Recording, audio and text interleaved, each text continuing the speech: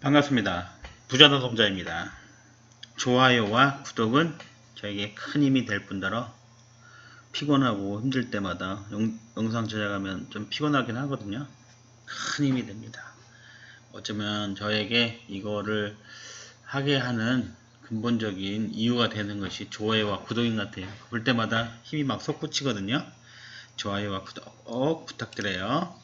자, 15번 용접기의 규격 AW500의 설명 중 옳은 것은, 그러면 AW 여기서 이 AW500이다 이렇게 써 있으면요, 이 AW는 Alternating Current에서 AC가 교류예요. AC가 교류예요. Alternating Current라 그래서 교류인데 웰드 Alternate Current 웰딩이겠죠. 그래서 이거는 교류 용접기다 이런 뜻이고요. 뒤에 있는 500이라는 것은 용접기가 이렇게 있으면요, 여기 1차 측이라고 한다 그랬죠. 전원이 들어오죠. 뭐 220이 들어올 수도 있고 380이 들어올 수도 있고, 1차 측이 들어오면 요 부하가 걸리는 2차 측이요. 여기 2차 측, 여기 2차 측에 걸리는 전류 중에서 어느 정도까지는 허용할 수 있다 이렇게 하는 게 있지 않을까요? 이 용접기는 어느 정도까지 된다. 그게 전격 2차 전류라고 그래요. 전격 2차 전류다 이렇게 부르거든요. 모재다 하고,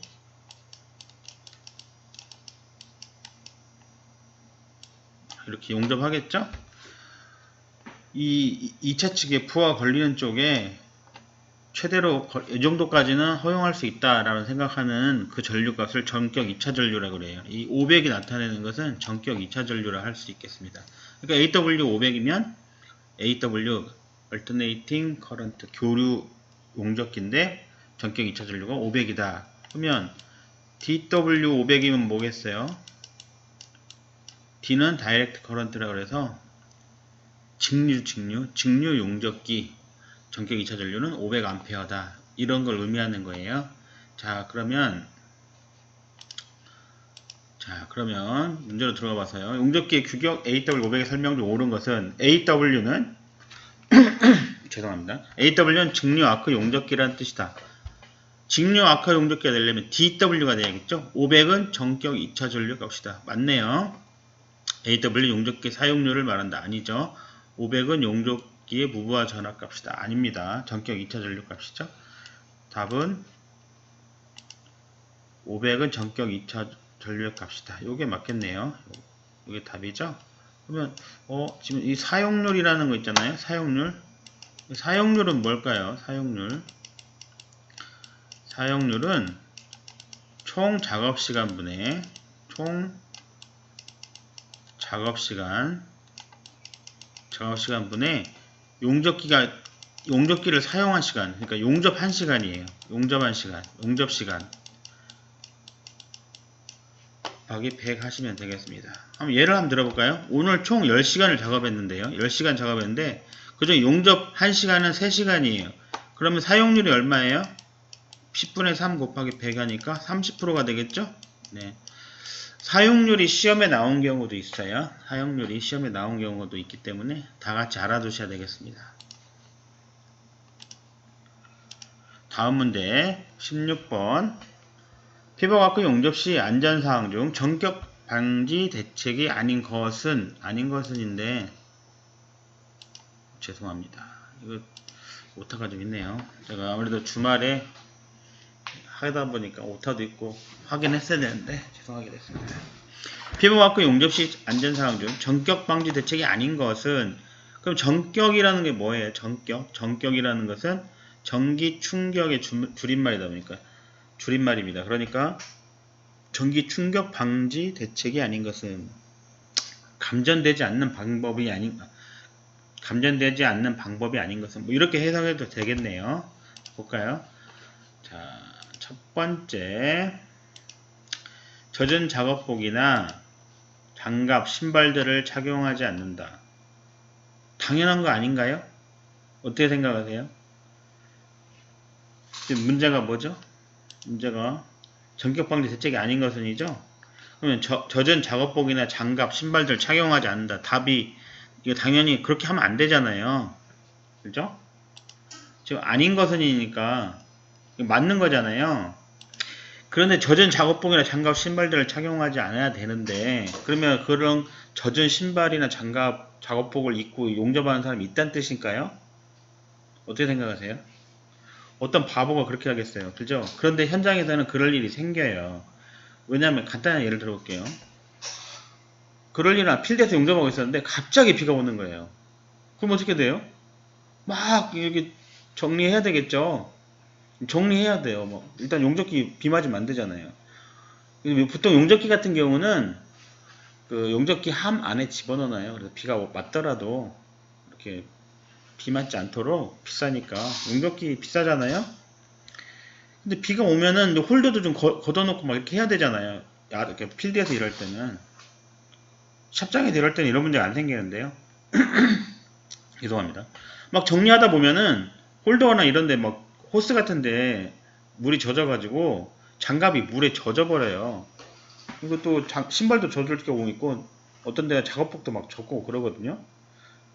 그래서 이제 좀 쉬고 있었어요. 이제 그날 일을 좀 관둬야 되나 하는데 이 소나기라 금방 한 30분 오고 다시 그냥 해가 쨍쨍 내쬐는 거예요. 그러면 집에 갈 수는 없잖아요. 이게 또 일하러 왔는데 이 바닥 말로 하면 한 대가리라고 하죠.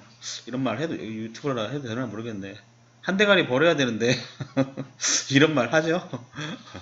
하루 일당을 벌어야 되는데 집에 가면은 안 주잖아요. 그 돈을 아깝잖아요. 그 돈도.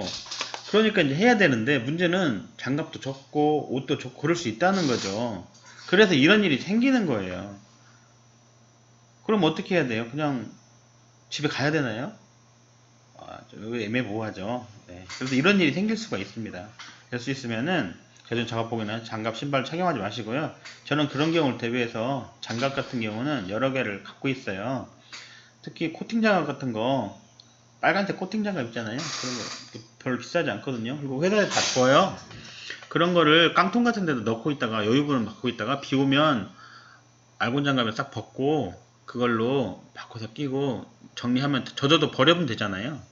알고 장갑 비싸니까 잘 안 주거든요. 회사에서 뭐 하루에 한 개씩 주고 이런 애 별로 없어요. 주는 데도 있는 거 모르겠는데 그래도 이틀에 하나 주든가 뭐 3일에 하나 주든가 이렇게 뭔가 룰을 정하잖아요. 그러니까 이제 코팅 장갑 끼고 하시고 신발을 하나 더 갖고 가기엔 좀 그렇고요.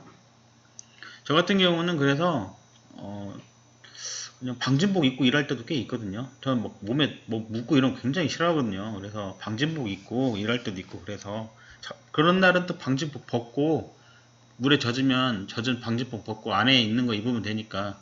그래서 저는 일할 때 방진복을 많이 착용하는 편이었어요. 회사에 사달라면 사주거든요.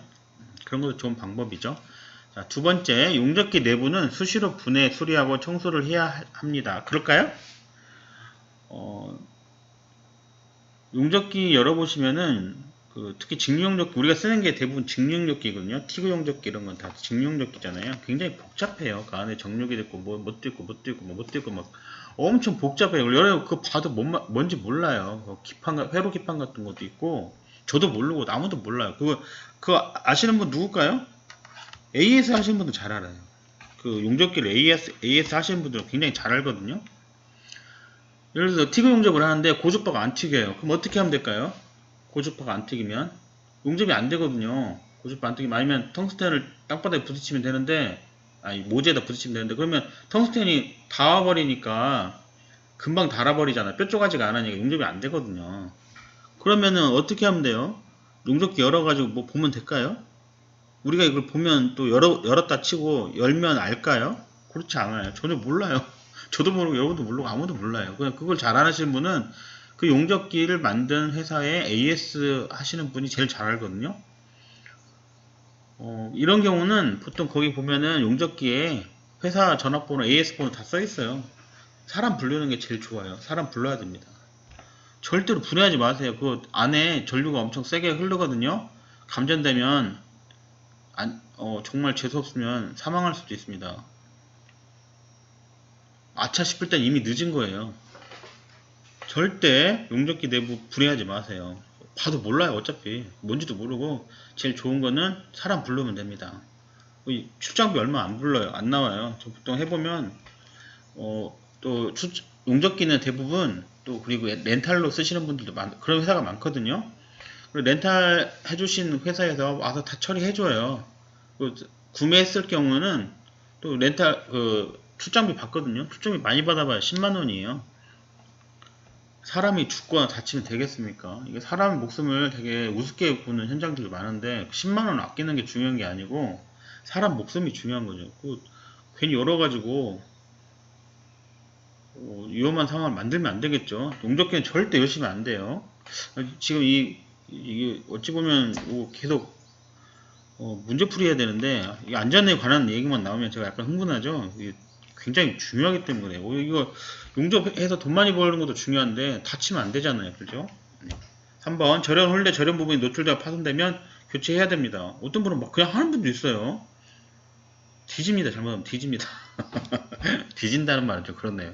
위험해요. 위험한 건 하지 마세요. 저희 있는 팀에서는 안전사고가 아예 일어나지 않거든요. 옆 팀 보면은 어수선해가지고 그런 팀 보면은 꼭 뭐 사고 터져요. 그 어수선하다는 말이 이게 초짜라는 뜻도 되고요. 또 안전에 관심이 없다는 뜻도 돼요. 네 번째, 장시간 작업하지 않을 때는 반드시 전기 스위치를 차단합니다. 차단하세요. 이거 전기세도 아깝잖아요. 전기도 아깝고 또 위험할 수도 있고요.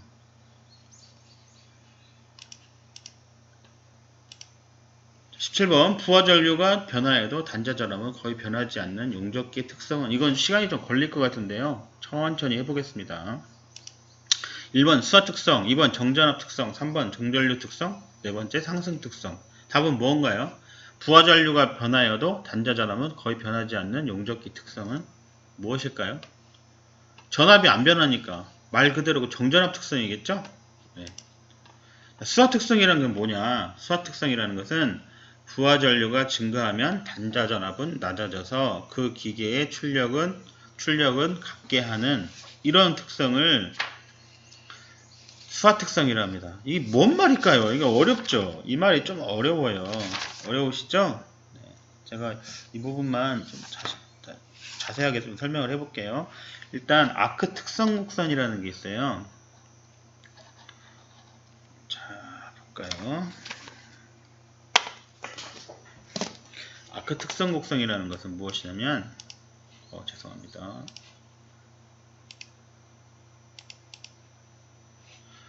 자, 아크 특성 곡선.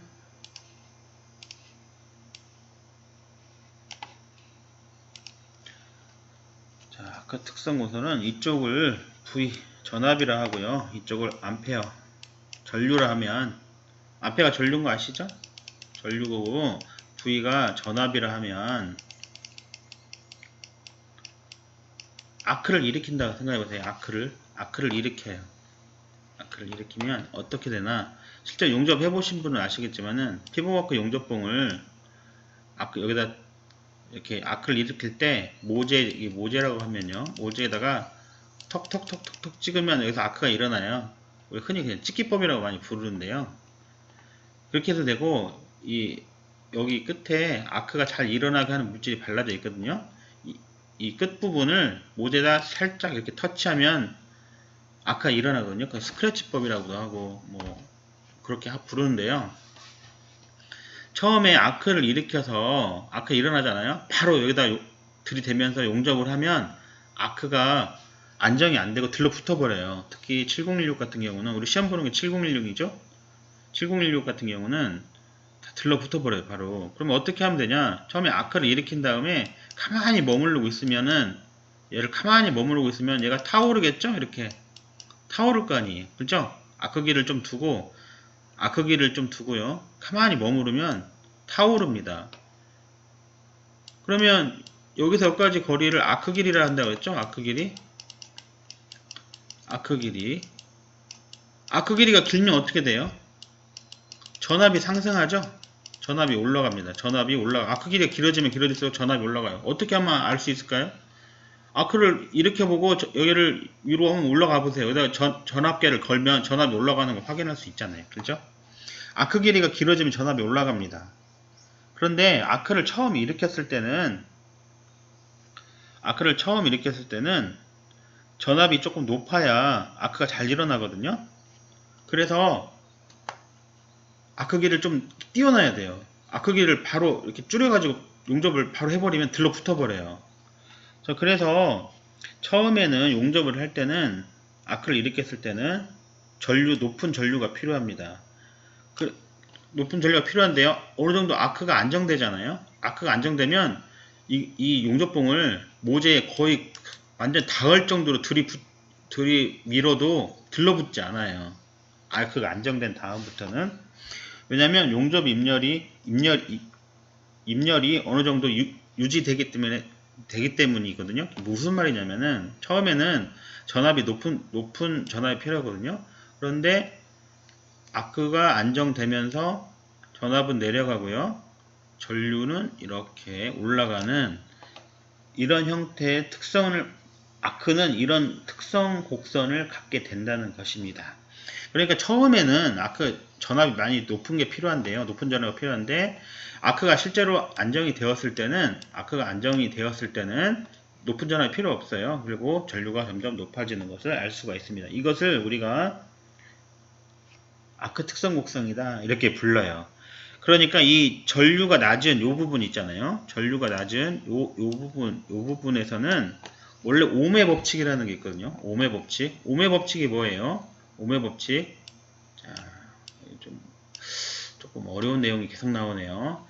여기 저항이 있어요. 저항이 있는데 여기다가 전압계를 걸고요. 또 여기다가 전류 흘려 보내봐요. 한번 흘려 보내면 어떤 전류를 흘려 보내면 전압이 어떻게 되나 보는 거예요. 그러면 어떨까요?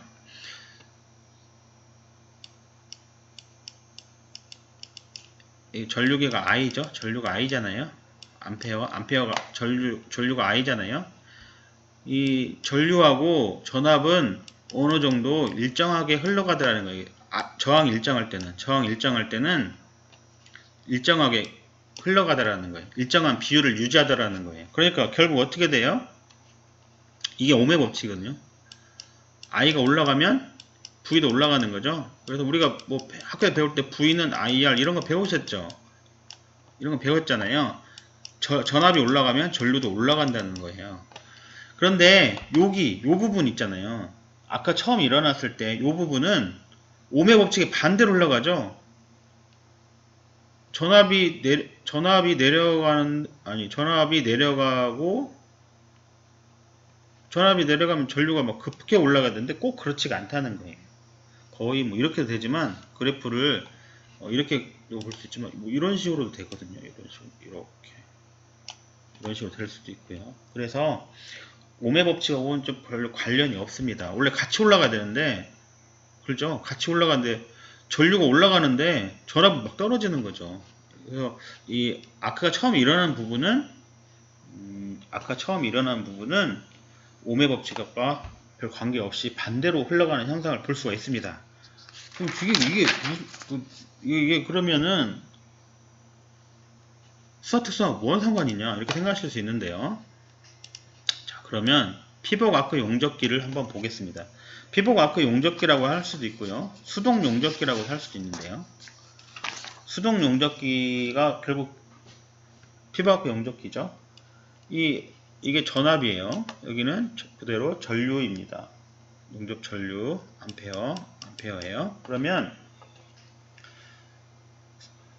이게 이제 수화 특성을 설명하려는 건데요. 피복 아크 용접기나 수동 용접기는 용접기의 특성이 이런 형식으로 이렇게 돼요.